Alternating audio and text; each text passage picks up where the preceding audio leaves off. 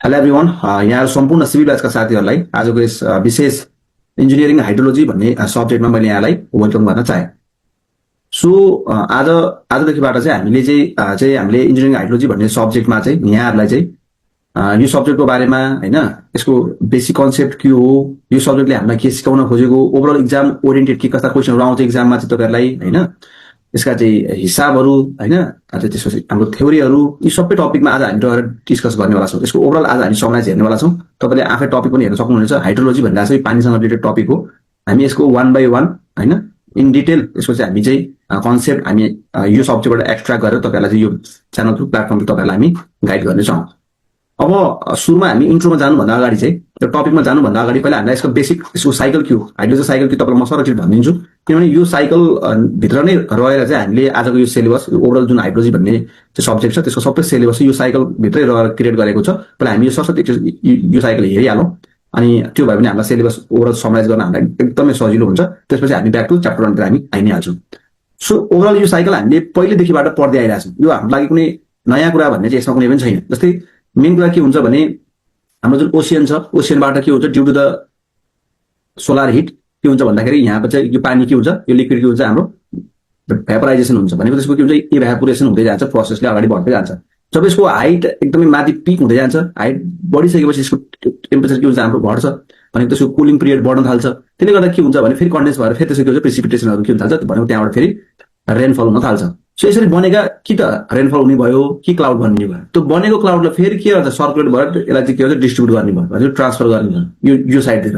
यसरी फेरि एक ठाउँमा गएर बस्छ र फेरि त्यहाँ चाहिँ एउटा चाहिँ आफ्नो भनौँ न एकदमै वेटेज भइसकेपछि त्यहाँबाट मुभ गर्न नसकेपछि फेरि त्यो क्लाउडबाट के हुन्छ, हाम्रो रेनफल के हुन्छ, डाउन हाम्रो जुन अर्थ सर्फेसमा आउने प्रोसेस हुन्छ।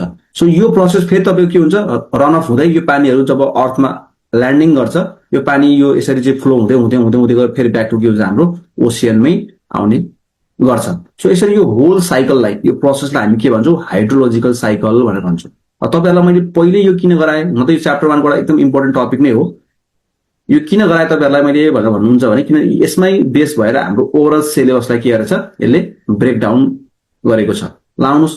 सो पहिलो के हुनुभयो, इभ्यापोरेसन हुनुभयो, त्यसपछि प्रेसिपिटेसन हुने भयो, त्यसपछि तपाईँले यहाँ हेर्न सक्नुहुन्छ इन्फिल्ट्रेसन भनेर भनेको छ है। इन डिटेल हामी हेर्छौँ अहिले टपिकभित्र। अहिले हामी आउनेवाला छौँ के हो यो इन्फिल्ट्रेसन भनेको। इन्टरसेप्सन भन्ने छ, इभ्यापो ट्रान्सपिरेसन भन्ने छ होइन, डिप्रेसन स्टोरेज भन्ने छ, रन अफ भन्ने वर्ड छ। यी सबै कुराहरू छन्। अहिले हामी 1 by 1 यसको टर्मिनोलजीसँग हामी सबै खेल्नेवाला छौँ। मैले तपाईँलाई यहाँ लेखेर राखेको पनि छु। यो च्याप्टर 1मा अहिले हामी हेर्छौँ नै, यसको लागि अहिले हामीले हतार चाहिँ गर्नु पर्दैन। तर ओभरअल साइकल के हो तपाईँले यो प्रोसेस बुझ्नु होला।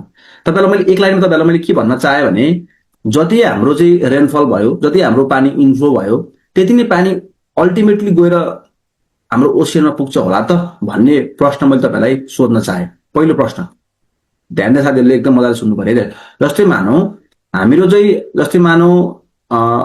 140 मिटर क्युब पर सेकेन्डको जुन हाम्रो चाहिँ स्पिडमा जुन डिस्चार्ज भइरहेछ रेनफल चाहिँ, मैले इन टर्म्स अफ क्युबमा भनिरहेको छु है तपाईँहरूलाई, जुन रेनफल इन्फ्लो भइरहेछ यति नै 140 मिटर क्युब पर सेकेन्डको चाहिँ हाम्रो चाहिँ इन्फ्लो जति भएको छ प्रेसिपिटेसन या भनौँ रेनफल चाहिँ त्यो ओसियनमा गएर त्यति नै डिस्चार्ज हुने हो, 140 नै हुने हो त भन्ने तपाईँहरूलाई मेरो पहिलो प्रश्न।